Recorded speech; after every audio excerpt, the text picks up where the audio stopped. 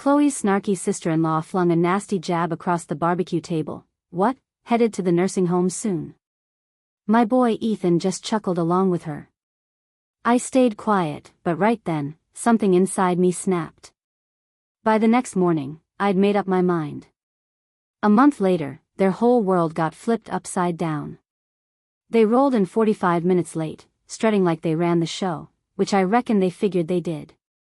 Ethan tossed me that half-hearted side hug he's been dishing out ever since Chloe got her hooks in him, and Chloe swept in like she was the one throwing the party, wrinkling her nose at my coleslaw without even pretending to be polite. I'd poured 6 hours into cooking for this barbecue, same as I've done every 4th of July since '85, yet there I was, feeling like the hired help. She slung her purse onto my dining room chair, sneered, "This wallpaper screams old folks' home," and then let out that shrill giggle she uses to humiliate me in front of everyone. And Ethan? He laughed too, like he didn't even see me standing right there. The kids didn't bother with a hello, just sprawled out with their tablets, Lily on the carpet, Noah ripping up my coasters, and Ava acting like my mere existence was ruining her day. But I held my tongue, flashed a tight smile, and kept serving burgers while ignoring Chloe's snide comment to Sophie about whether I even knew what Instagram was. We ate outside, as always, gathered around the long table under the oak tree my late husband planted back when Ethan came into the world in '88.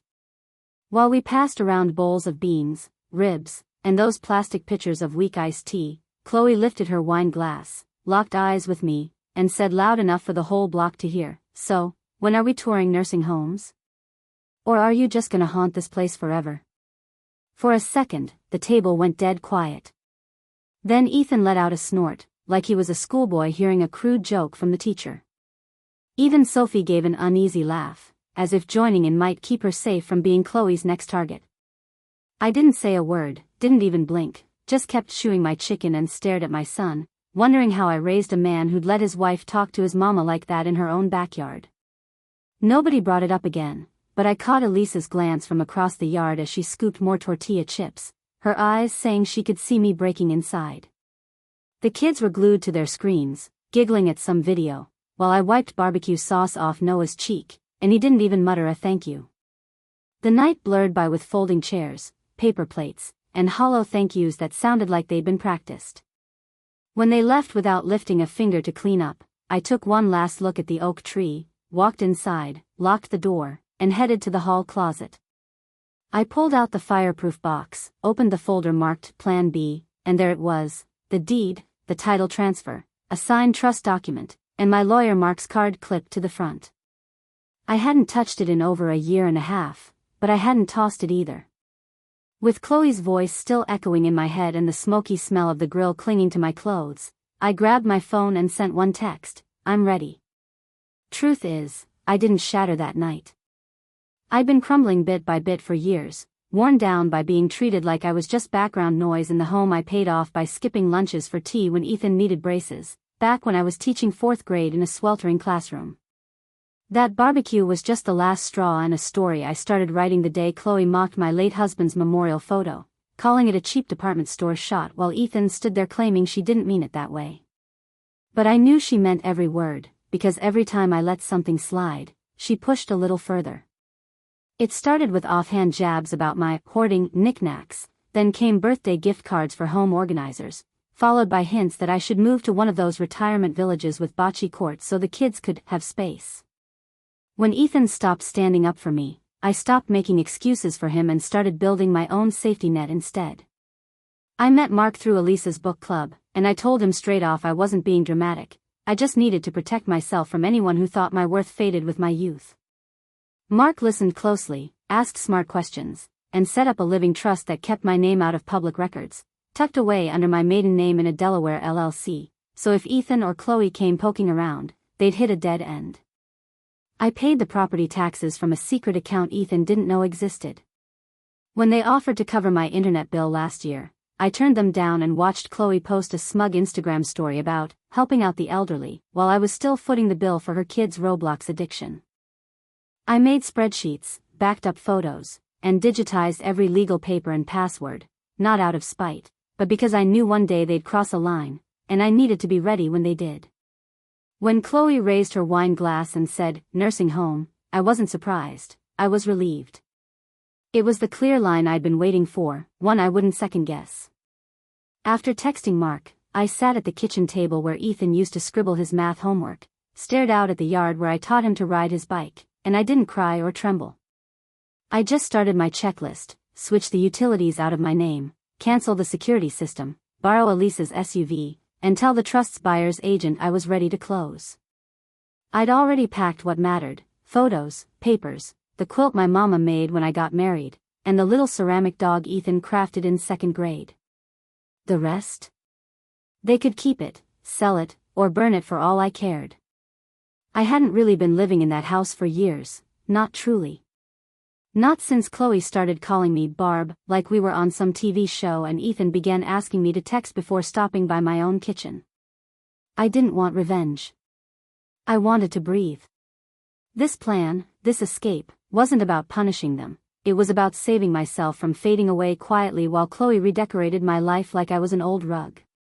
That night, I made 3 calls, one to Mark, one to Elise, and one to the moving company I'd looked up 8 months ago after Chloe suggested I declutter for family harmony.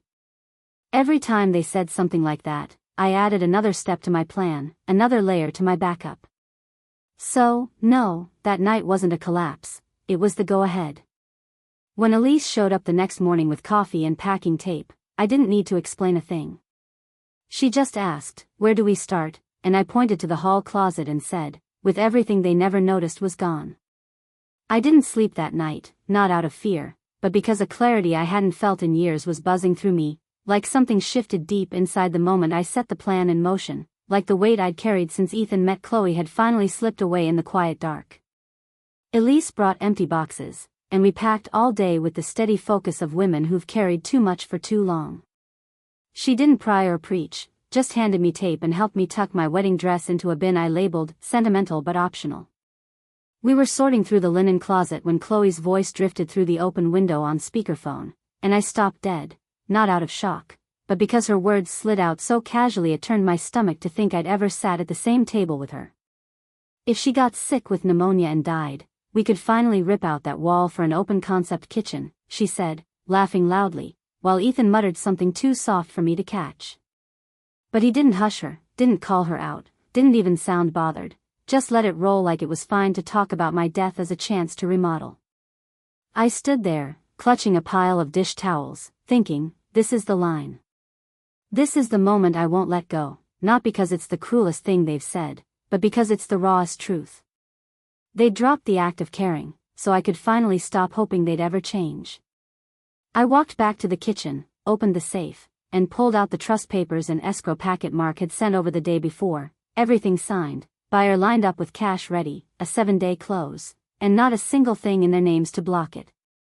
I tucked it all into a manila envelope, scribbled "final transfer" on it, and slipped it into my purse like I was just heading out to get my teeth cleaned instead of closing the door on a whole chapter of my life.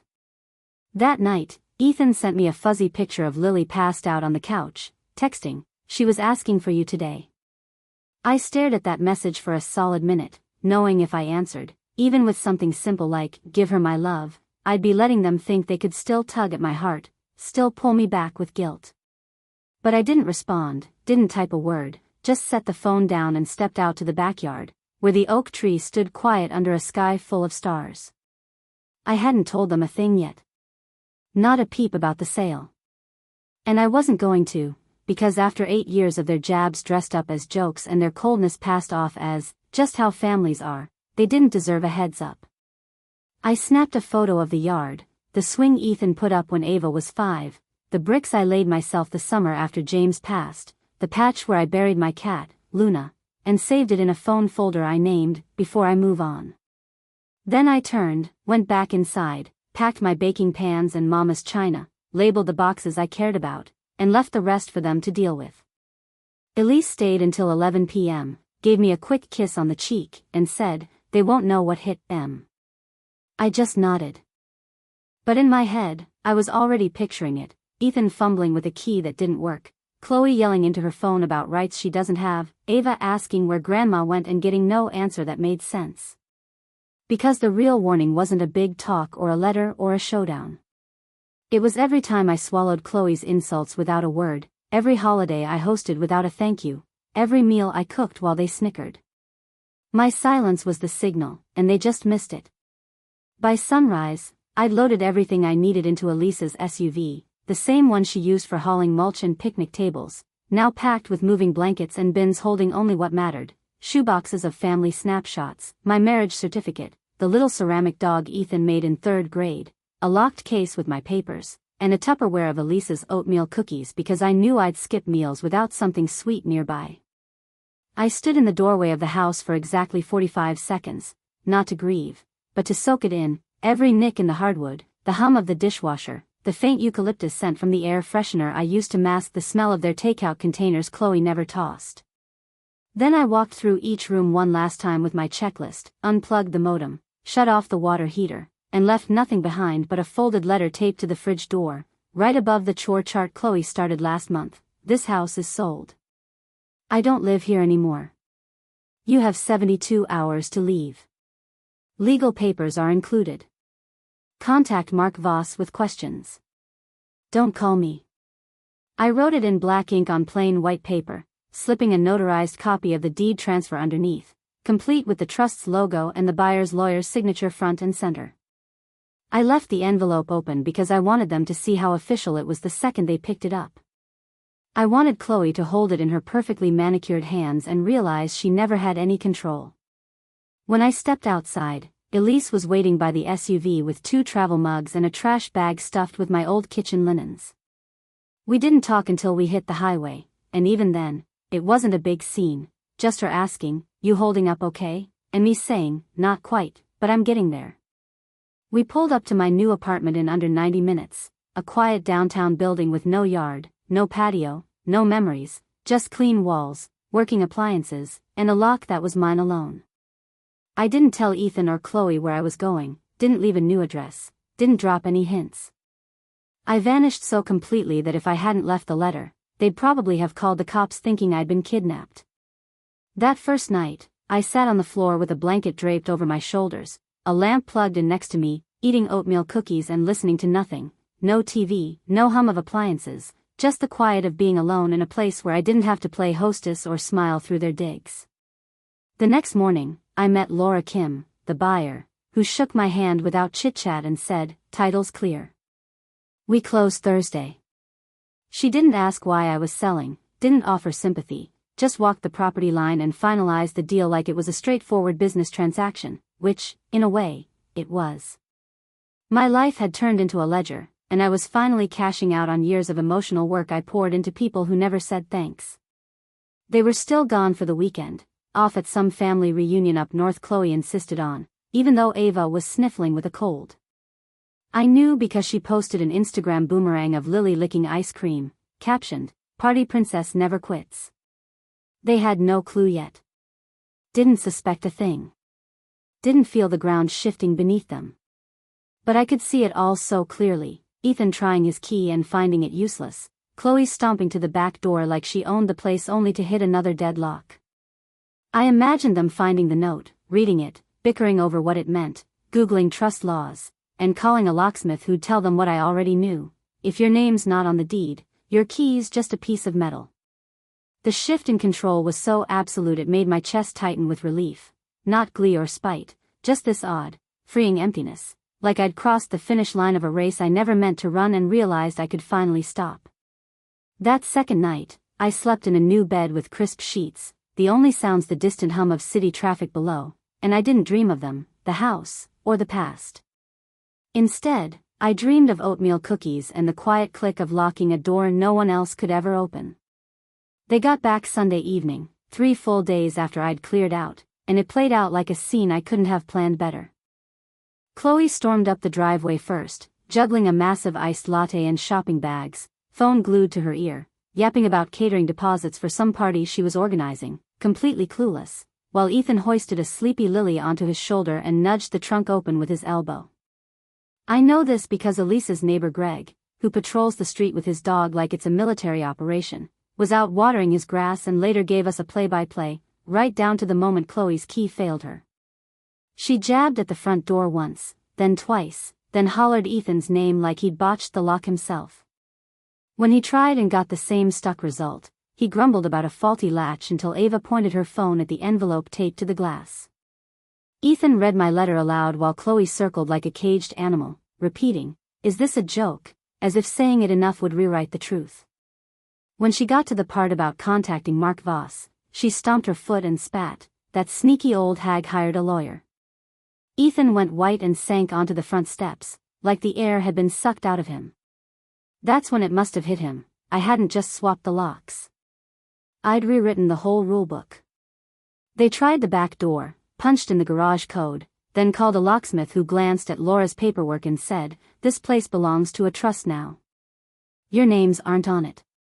That's when things spiraled. Chloe dialed 911, claiming they'd been illegally locked out of their main home. 2 cops showed up, geared up and ready, knocking on the door. But Laura was prepared, holding her purchase agreement and ID before they could even ask. Officer Daniel Ortiz, a tall guy with steady eyes and a notepad, told Ethan, "I get that this is rough, sir, but without proof of ownership or tenancy, you've got to go." Ethan argued, saying he'd lived there 7 years, paid for the kids' swing set, kept the bushes neat, but the officer just shook his head and said, "That doesn't change the title, sir." When Chloe started recording and shouting about elder abuse and fraud, Laura coolly asked them to clear off the porch. Officer Ortiz gave them 15 minutes to grab anything on the lawn and leave. They ended up at a 2-star motel 40 minutes away, next to a gas station and a shuttered diner, crashing there for 3 nights. Greg said Ethan came back the next morning to try again, but the locks held firm, and no one answered. I didn't hear about it until Elise read me Chloe's text, "Hope you're proud of what your friend did to her own grandkids." For a split second, it stung, not because I bought it, but because I knew Ava and Noah would be confused. I thought about writing them, explaining it wasn't about them, that they'd get it someday. But then I remembered Ava at Thanksgiving, loudly asking Chloe, "Why does Grammy always act like she's trying too hard?" and Chloe laughing, "Because she is." That was when I stopped seeing myself as their grandma beyond blood ties. So, no, I didn't respond, didn't apologize, didn't reach out. Instead, I grabbed the white wine Elise brought, poured us 2 glasses, and raised a toast to calm. The next morning, I sent Laura a thank you card with a bottle of lavender oil and a note, "May the home you bought always feel quieter than the one you found." And, just to nudge the wound a bit, I mailed a certified package to their motel with no return address. Just a plain envelope with a full-page printout of Chloe's barbecue jab. "You'll be in a nursing home soon, right?" No explanation, no signature, just her own words staring back like a reflection. They checked into room 214 at the motel the same day they got kicked off the porch. I only knew because Ethan's LinkedIn still broadcast his location. And Chloe, despite claiming she was too shaken to talk, posted a filtered selfie of Lily snuggled on a motel blanket, captioned, "Chaos but cute," with 4 crying emojis. I saved the screenshot, not out of malice, but as a reflex, like collecting proof of the fallout kept me anchored in my choice, reminding me I wasn't heartless. I was just done cleaning up their messes. Elise called that night, suggesting we catch a movie to celebrate, but I passed. I was exhausted, not physically, but in that deep, soul-weary way you feel after lugging someone else's baggage so long you forget what it's like to stand empty-handed. Instead, I sat on my balcony, watched the streetlights blink on, sipped iced tea, and deleted Ethan's number from my phone, not because I thought he'd stop calling, but because I knew I couldn't trust myself to pick up when the guilt started creeping in. The next morning, he called twice, leaving a voicemail, "Mom, we're not okay. The kids are confused. Can you just talk to me?" I listened once, then again, slower, and noticed something. He said, "The kids are confused," but not that he was. He didn't say sorry, didn't ask why, didn't mention Chloe's jab or the 8 years of strain that led here. He just figured I'd feel guilty enough to backtrack. I didn't answer. Instead, I spent the day filling out forms to switch my bills to the new address and setting up a P.O. box so nothing could trace back to me unless I allowed it. I started sleeping through the night for the first time in a year and a half, not because the bed was comfier, but because no one was in the next room griping about the lights or asking for ketchup or leaving dirty plates like I was their personal maid. I bought a little lavender plant I named Rose and watered it while listening to a podcast about setting boundaries and healing from trauma. Meanwhile, Chloe went into overdrive online, posting cryptic quotes about betrayal and toxic elders, not naming me but making it crystal clear she saw herself as the victim. Elise sent me screenshots of the comments. "You're so strong, mama. Some people don't deserve grandkids. You did what you had to." I laughed so hard I nearly choked on my cereal. This woman who called me overbearing behind my back was now fishing for pity from strangers because she was too entitled to read a deed. Midweek, Ethan sent a long email with the subject line, "From your son who still cares." I didn't read it. I left it unopened, moved it to a folder I called Guilt Trips, then shut my laptop and headed out for a walk. I wandered into a local thrift store, picked up a second-hand lamp shaped like a sailboat, and grinned when the cashier said, "Looks like you're starting fresh." I nodded and said, "Sure am," and meant every word. That evening, while unpacking another box from my old storage unit, I found a birthday card from Ava, one of those homemade ones from when she was little, with wobbly stars, misspelled words, and a drawing of us planting flowers together. For a moment, I froze, my stomach twisting with that familiar pang of what could have beens, and I nearly reached for my phone. But then I remembered last Easter, when Ava rolled her eyes as I asked her to put her glass in the sink, saying, "Mom says you love doing this stuff anyway," while Chloe stood there, not saying a word to correct her. That card wasn't from the Ava I know now, it was from a younger version, one Chloe's influence had slowly erased. So I tucked it into a drawer, not to toss out, but not to dwell on either, and closed it without a fuss. That night, I texted Zoe, my goddaughter, "Let's get the will changes scheduled. I'm ready to move forward."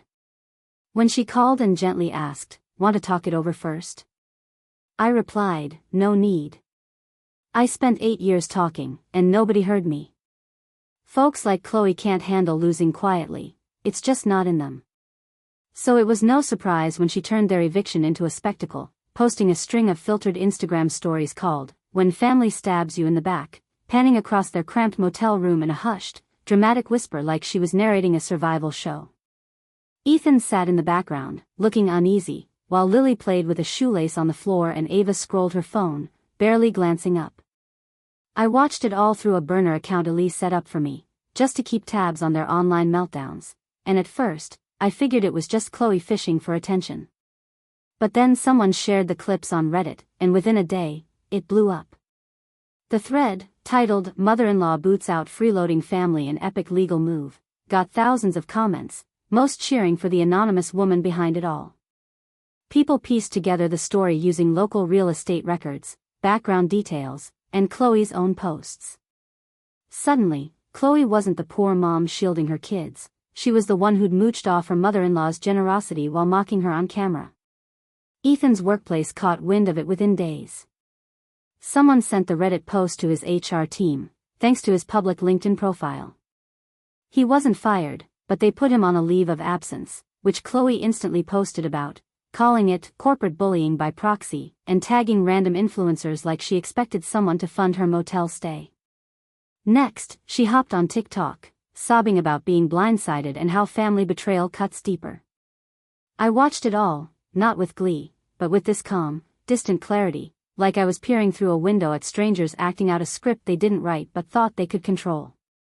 Then the messages started, not to me, since I was long gone, but to Elise, who'd made the mistake of commenting, "Some folks need to learn to say thank you," under one of Chloe's cryptic posts. Her inbox filled with strangers calling her toxic, a snake, a bitter old witch. Elise, being Elise, fired back at one with, "You're defending someone who tried to take a widow's home," and attached a PDF of the trust deed. After that, the hate dried up. I stayed out of it, didn't post or reply, just watched the chaos unfold from my balcony while watering Rose, my lavender plant, and folding my laundry like it couldn't touch me. But one day, an email landed from a Gmail address I didn't know. When I opened it, there was just one line: "Why doesn't Grandma want us anymore?" It hit me like a kick to the chest because I knew it was Ava. I recognized her quirky spacing, the way she mashed "anymore" into one word, just like her old book reports. For a moment, I sat staring at the screen, wondering if I should have left a letter for the kids instead of legal papers, if I could have kept a small door open for them. But then I thought of Easter, Ava echoing Chloe's cruelty, Noah calling me extra, because Chloe thought it was cute to teach him slang over respect. Even if I left that door ajar, they wouldn't walk through without her trailing behind. I didn't respond. Instead, I pulled out my voice recorder, the one I'd used to log Chloe's jabs over the years, and recorded one line, "You'll get it when you're older, and I still love you." I saved it to a flash drive, labeled it "For Someday," and locked it away. That night, sleep didn't come easy, not from guilt, but from a quiet grief, not for who they are now, but for who I'd once hoped they'd become. When I woke up, I emailed Mark, asking him to add a clause to my will, any inheritance tied to verified community service hours, no access until a third party signs off. He replied in 15 minutes, already started the draft. I closed my laptop, brewed coffee, and gazed out the window, not at the mess I'd left behind, but at the quiet I'd earned. It was a Wednesday afternoon when she showed up, and I knew it was Chloe the second I heard that sharp, impatient knock, like she was trying to own the moment before she even stepped inside. I didn't open the door right away, just peeked through the peephole and saw her standing there in oversized sunglasses, hair pulled back, holding Lily on her hip like a prop, while Ethan lingered 2 steps behind with that blank stare he gets when he wants to avoid trouble. I cracked the door just enough for them to see I wasn't backing down. Chloe spoke first, her voice soft but too polished, like she'd rehearsed it to sound sincere. "Barbara, we need to have a conversation. This has gone way too far, and the kids are hurting." I didn't invite them in or say a word, just let them stand there, motel dust still on their clothes, feeling the weight of having no cards left to play. Chloe tried again, louder, "We're ready to figure this out, okay? We can sit down, make this right for the kids." Then Lily, half asleep, said something that stopped my heart cold. She looked up and mumbled, "Are we going to Grammy's house now?" My chest tightened, not with guilt, but with the heavy truth that even she thought this could be undone. Ethan stepped forward, reached into his back pocket, and pulled out a folded letter, probably from a lawyer, maybe a plea, maybe a threat. I didn't take it. I reached into the small table by my door, grabbed the flash drive labeled, "Just in case," and handed it to Chloe. She took it like it was burning her fingers, her face scrunched in confusion. "What's this supposed to be?" she asked. I answered, steady and clear, "Every voicemail, every group chat, every message where you ridiculed me, pushed me out, or talked like I was already gone, it's all saved there." Her mouth parted as if she'd argue, but something flickered in her eyes, maybe a memory of her worst words or the realization she hadn't forgotten a single one. Ethan turned his head, like he couldn't even muster the will to stand up for her anymore. I went on, keeping my voice even, "No tears, just facts. You didn't just overlook that I'm a person. You taught my grandkids to do the same." Chloe tried to cut in, saying, "That's not fair, we were only kidding." I raised a hand to stop her. "Jokes don't strip someone of their home. You managed that all by yourselves." Lily started to fuss, and Ethan scooped her up, pleading, "Mom, please don't close us out like this. We're still family." I looked him square in the eyes for the first time and said, "You stopped being my family the day you chuckled when she suggested a nursing home." His face cracked just enough to show a fracture, but not enough to mend anything.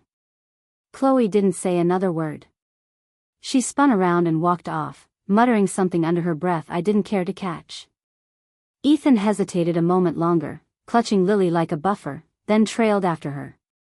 I shut the door slowly, not with a flourish or fury, but with a quiet finality. When the lock clicked, I didn't slump against the door or sob. I walked to the kitchen, poured a glass of water, and sat down. 10 minutes later, my phone pinged with a text from Ethan, "I hope you're okay with what you've done." I stared at it for a moment, then deleted it without a reply. I was more than okay with it. It was the first choice in years that felt like it belonged to me. The next day, I called Mark and told him to lock in the will. No more tweaks, no second thoughts, just make it bulletproof. I laid out exactly what I wanted. Ethan and Chloe get nothing, not a penny, not a plate, not even a word of explanation. The grandkids could inherit only through a strict trust, requiring each to log at least 2,000 hours of verified community service before turning 22, tracked by an independent case manager with no ties to me or the family, no shortcuts, no way around it. They'd have to earn it, not through bloodlines, but by proving they could grow beyond the people they're being shaped into. Mark didn't blink, just said, "Got it," and sent the final documents for me to sign digitally. As I clicked through the pages, I felt a heaviness lift off me, like rocks tumbling down a hillside. This wasn't about vengeance or punishment anymore. It was about drawing a line so clear they couldn't pretend to misunderstand it. I added one last note by hand to the executor's letter: under no circumstances should Ethan or Chloe be informed of my death. Let them learn it with everyone else. The executor was Zoe, my goddaughter, who'd checked on me for years, brought me tea when I was sick, and never once asked for favors or inheritance. I called Zoe that night and said, "It's done." She asked, "You holding up?" I answered, "Yeah, I think I'm finally there." She swung by the next day with sushi and a 6-pack of flavored seltzer, and we ate on the balcony like it was just another Wednesday, even though it felt different. Something had changed. I could breathe deeper than I had in years. No one would show up demanding favors masked as affection. No one would corner me at holidays with guilt or forced hugs.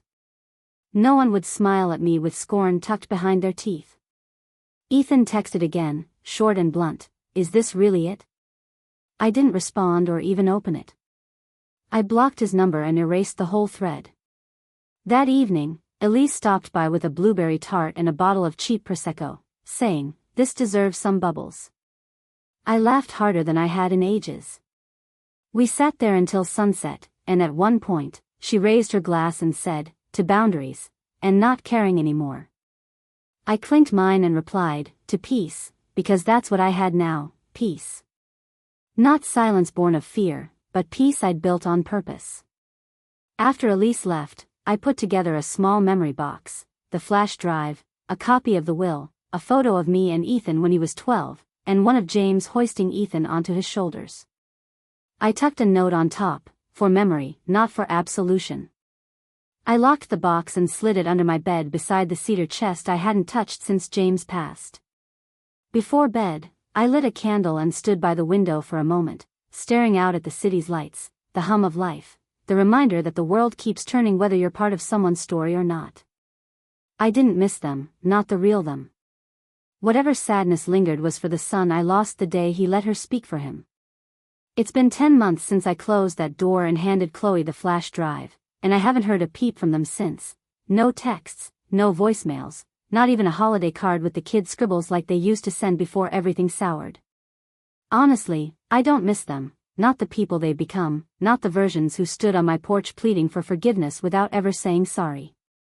The holidays rolled by without a single knock, no unannounced visits, no dinners dripping with guilt. I spent Christmas at Elisa's, toting my oatmeal cookies and an old photo album stuffed with memories. When a guest asked if I had any kids, I just shrugged and said, "Not really, not anymore," and let the conversation move on. Zoe swings by every Tuesday, sometimes with a tray of sushi, sometimes just to kick back and laugh at those reality shows we both pretend we're too good for. I signed up for a painting class on Fridays and joined a walking group of women over 60 who move like they're daring the world to keep up. One of them teased if I was ready to jump back into dating, and I laughed so hard I nearly fumbled my water bottle. I don't want a man. I want quiet, and I've finally got it. Rose, my little lavender plant, has shot up 4 inches, and I talk to her each morning like she's a roommate who never interrupts. Every now and then, my mind drifts to the kids. Do they ever wonder about me? Does Ava still think of our late-night baking sessions, flour on her nose? Does Noah remember the cereal box forts we built on the living room floor? But then it hits me, any path back to them goes right through Chloe, and I've burned that bridge to the ground, scattered the ashes, and walked away barefoot without a glance back. That winter was my first in years without hosting, without cleaning up after someone else's mess, without bracing for a snide remark disguised as a joke. I leaned into it, savoring the small things, brewing coffee just for me, painting wonky landscapes in class, or strolling with my walking group through the park, our chatter drowning out the city noise. One Tuesday, Zoe showed up with a tiny cactus she named Spike, saying, "Rose needs a friend." We laughed, set it next to Rose on the balcony, and spent the evening swapping stories about our worst holiday dinners. Hers involved a cousin who brought a pet parrot that wouldn't stop cursing. Mine, well, she already knew about Chloe's barbecue stunt. It felt good to laugh about it, like the memory was finally just a story, not a wound. By spring, I'd settled into a rhythm that felt like mine. I started volunteering at a community garden downtown, digging in the dirt and planting tomatoes with a group of retirees who traded gossip like it was currency. One of them, Marla, a wiry woman with a laugh like a foghorn, asked me over coffee why I'd moved to the city. I gave her the short version: family drama, needed a fresh start. She nodded, didn't pry, and said, "Sometimes you gotta prune the dead branches to grow." I liked that. It wasn't about cutting people off to be cruel, it was about making space for something new to bloom.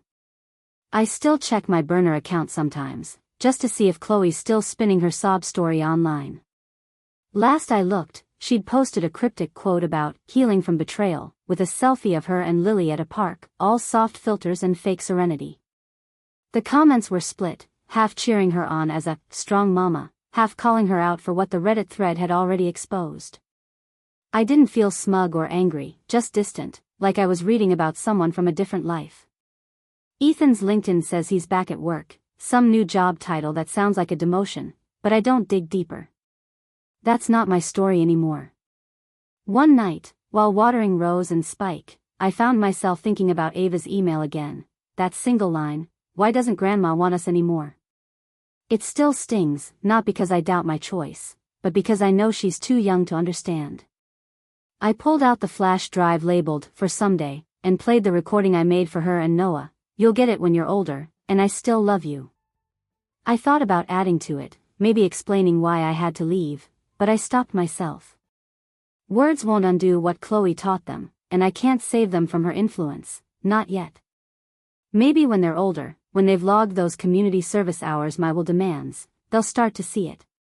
For now, I locked the drive back in its box and let it be. Last week, I painted my first decent picture in class, a little watercolor of the oak tree from the old house, not perfect, but good enough to hang above my couch. Marla saw it and said, "That's got heart." I smiled and didn't tell her it was the tree my husband planted, the one I stared at the night I decided to leave. Some stories are better left as brushstrokes. Instead, I invited her and Zoe over for dinner, made my mama's meatloaf recipe, and we sat around my tiny table, laughing until my sides hurt. It was the kind of night I used to dream about when I was still playing host to people who didn't say thank you. I don't check my old email anymore, don't wait for texts that won't come. The safe holds my will, my memory box, and a few letters from James the First reread when the nights get long. I'm not lonely, though, not the way I was in that house, surrounded by people who made me feel invisible. This loneliness, if you can call it that, is lighter, like the quiet after a storm. I've got Rose and Spike, my painting class, my walking group, Zoe's Tuesday visits, and the garden where I'm learning to grow things again. I'm not running from anything anymore. I'm just living, one day at a time, in a space that's mine. They haven't tried to take me to court, likely because Mark made it crystal clear we were ready for any legal fight. I haven't felt the need to justify myself to anyone, since the people who truly matter never asked me to explain. Just last week, Zoe dropped off the finalized will, and I tucked it into my safe without any fuss. Everything's set now, every detail locked up so tight they'd need a bulldozer to crack it open. I don't feel proud, not really. I feel settled, like someone who finally stopped begging for a place at a table I crafted with my own two hands.